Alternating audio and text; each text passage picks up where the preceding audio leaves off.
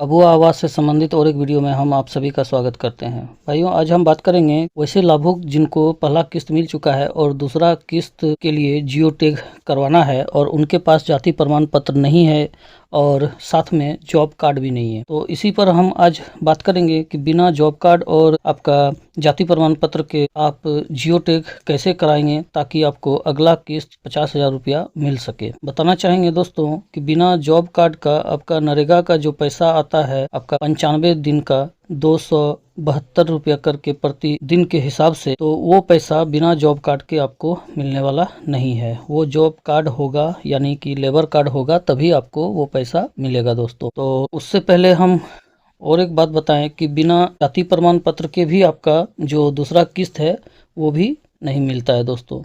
तो इसी पर यह वीडियो है कि बिना जाति प्रमाण पत्र के और जॉब कार्ड के अभी दूसरा किस्त आप किस प्रकार तत्काल में ले सकते हैं। तो वीडियो में अंत तक आप बने रहिए। और उससे पहले कहेंगे दोस्तों कि अगर आप हमारे वीडियो में पहली बार आए हैं तो प्लीज़ वीडियो को सब्सक्राइब कर लें और बेल आइकन को ऑल पे कर दें ताकि अगला वीडियो का नोटिफिकेशन आपको जल्द से जल्द मिलता रहे। तो चलिए वीडियो में आगे बढ़ते हैं।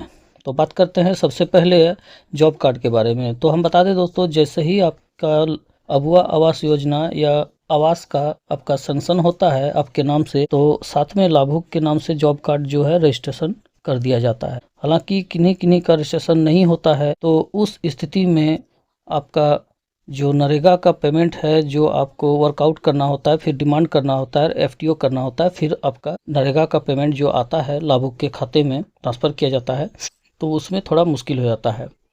तो ऐसी स्थिति में जिस भी किसी लाभुक का अगर अबुआ आवास आया हुआ है और उनका जॉब कार्ड नहीं है, तो परिवार के किसी भी सदस्य, मान के चलिए कि अगर पत्नी के नाम से अबुआ आवास है तो पति का जॉब कार्ड संख्या अभी आप ले सकते हैं सेकंड किस्त लेने के लिए। और जैसे ही सेकंड किस्त आपका कंप्लीट हो जाता है, आ जाता है आपके खाते में, उसके बाद आप अप्लाई कर देंगे जॉब कार्ड के लिए लाभुक के नाम से, यानी कि जिसके नाम से अबुआ आवास आया हुआ है उन्हीं के नाम से जॉब कार्ड के लिए आप अप्लाई कर देंगे सचिव के पास और रोजगार सेवक के पास। वो आपका जॉब कार्ड फिर से जनरेट करवा देगा आपका ब्लॉक स्तर से, और रोजगार सेवक के द्वारा ही वर्कआउट किया जाता है और डिमांड एफटीओ वगैरह नरेगा के लिए किया जाता है अबुआ आवास के लिए।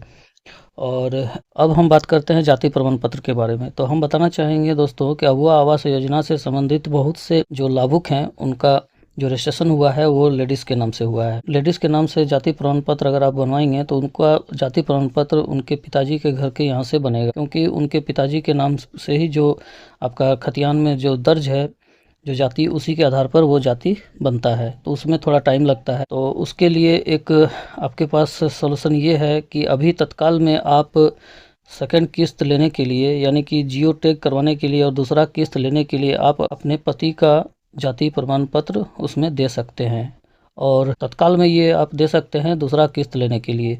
और बाद में आप अप्लाई कर देंगे जाति प्रमाण पत्र के लिए जो उनका पिताजी के यहाँ से जाति प्रमाण पत्र जारी होगा, क्योंकि जाति प्रमाण पत्र वहीं से जारी होता है आपका, उन्हीं के खतियान के, उनके पिताजी के खतियान के आधार पर ही उनका जाति प्रमाण पत्र बनता है, जिसमें टाइम लगता है। यानी कि आपको अभी तत्काल में पति का जाति प्रमाण पत्र दे के आप जियो टैग करा सकते हैं और दूसरा किस्त ले सकते हैं 50,000 रुपया। और अंत में आप जो लाभुक हैं, लेडीज़ हैं घर के, उनको जाति प्रमाण पत्र देना ही होगा, वो आपका तीसरा चौथा किस्त में।